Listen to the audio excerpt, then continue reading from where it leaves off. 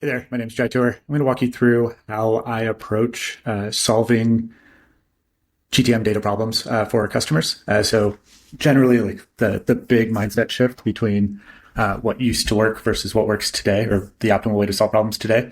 The core of it is agents are really good at taking examples and defining tasks and running the feedback loop at scale much better than you could probably do yourself, much faster.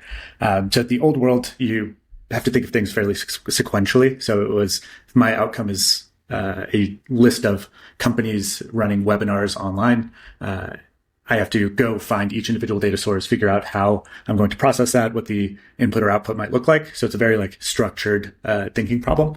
And the benefit now is we can kind of switch that around. So it goes from outcomes being turned into subtasks and then getting examples of each task, giving feedback on those and looping through, to you start with the examples, give those to the agent and feedback loop, and then have it keep iterating until it gets to the outcome that you're trying to get to. And that is computationally very expensive, but LLMs are really good at it. So if you're trying to compare it with what you were doing before, the way I would just think about it is you're going outcome to example versus before it was outcome to task.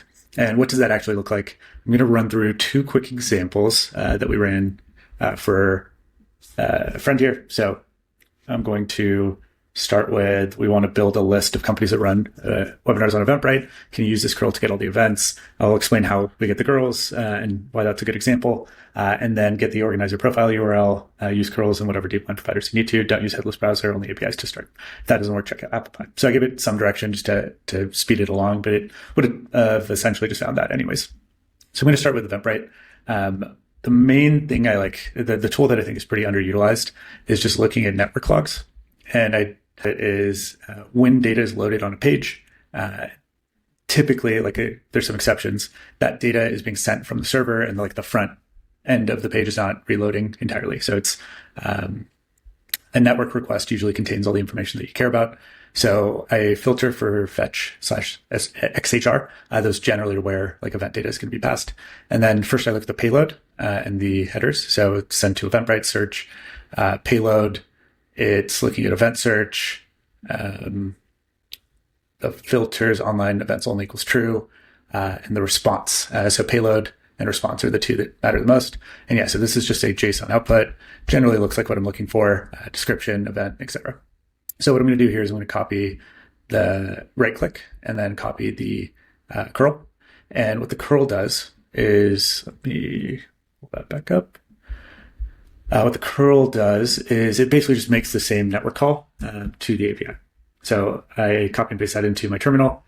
It has some commands, and then the response is a big messy JSON. That doesn't matter to us. We're not going to look at it by hand. But that's what I shared with the app here. And then I want to kind of tell it what the outcome that I'm trying to get to is. So the goal that we spoke about with the team here, cool. I had one called so there was one, this is the organizer. They have project websites, and then they have the contact form, but we actually just care about these two.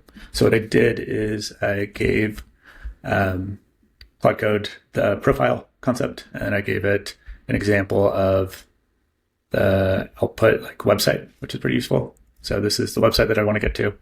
And I said, pull that information, get the social website, etc.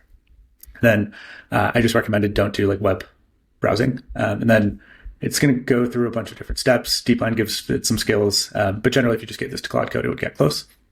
And then what we did was pull some information from Apollo as well, so fill in some gaps.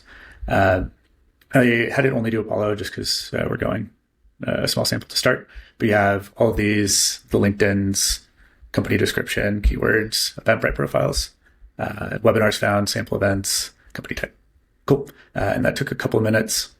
So the main thing is just giving it the outputs, and then it will figure out the best route to get it. And I gave it a little bit more guidance than normal. And now I'm going to do one where I gave it less guidance, or I actually gave it guidance that was misleading, and then it actually got to the right outcome. So here, same thing. I said, I want a list of companies on Luma that are running webinars. Can you go through Luma poll events for the last 3 months? Then afterwards, we're going to filter for only ones where remote Zoom. And then I gave it, so it tried a bunch of different things. It looked at different providers. It tried to see if it could get it from the page itself. And what it actually ended up doing big breakthrough, calendar endpoint with period past works. It tried a bunch up here. I gave it calendars.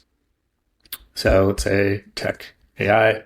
I gave it just this network call. Okay, paginated events. So this is what I'll actually send to it. I usually go and try to find the one where when you do one more call or like go onto the next page, because that captures a little bit of the information that you might be missing. So I gave all of that information here. And so it went and tried to get all the different events. It had some challenges with like past, filter for location type. So I said, keep going. It was simultaneously looking at Appify and found some examples there. I'm going to skip to the end here. And so here's what it actually ended up doing. It got all remote virtual events across 8 categories for the last 3 months, then pulled the top organizers, key discovery, Luma's public discover API only returns in-person events, geo-filtered by IP. So the breakthrough was finding the calendar endpoint. So again, I didn't tell it to do any of this. It did all this by itself. And then it found past events with locations. And what you're doing here, so I ran into some issues. I've had like a local dev instance of Deepline, so it ran into bugs, but just kept powering through until it found what it wanted. So we found 792 events, top 50 organizers. And let's look at these organizers, the events, all the information that we wanted from it, the particular event URL, time zone, what it was, host LinkedIn's. Looks like we had a little error just creating the table, but barely high quality. We have Neo4j, AI Snack Club, latent space, and then we have work emails if we have them, company websites. So we didn't run enrichment here. I think that actually should work now. So can you rerun enrichment? Get me work emails for the top 10. That's the quickest way to do things. Again, it's outcome, what you're trying to get to. Go find examples of the particular things that you want on that page. The only reason you have to do the network calls is because the Claude Chrome integration is not great. Assuming that gets fixed, it will be pretty straightforward to just get those network calls. Also be very careful about the cookies. Don't put your network logs into a random tool or random skill. They are sensitive. So if you're doing it for a logged in account, so if I was logged into Luma, for example, and then I put that curl into a skill, that skill could then access my account there. So security wise, be careful about what you're doing. Don't do anything kind of silly here, give it to anyone else. Be very careful about how you're doing that, especially for like more sensitive type things. In terms of what Deepline helps with here is, here we did mostly like a web scraping one, but let's say this was like you needed to do 10,000 of these, or it was a much larger scale, or it was something that had more aggressive anti-scraping policies. So in any of those cases, we would just go find the right situation or right provider to make sure that you're getting the correct information. Cool. So tried a couple different providers. It's now going to keep going. It found Crust Data is the provider that's going to use here, and we will close this out. But yeah, if you have any questions, do let me know. If you have any challenges that you're like, this seems impossible to do in Claude Code, or you're having trouble doing it, feel free to reach out and we can see how we can help. Awesome. Thanks.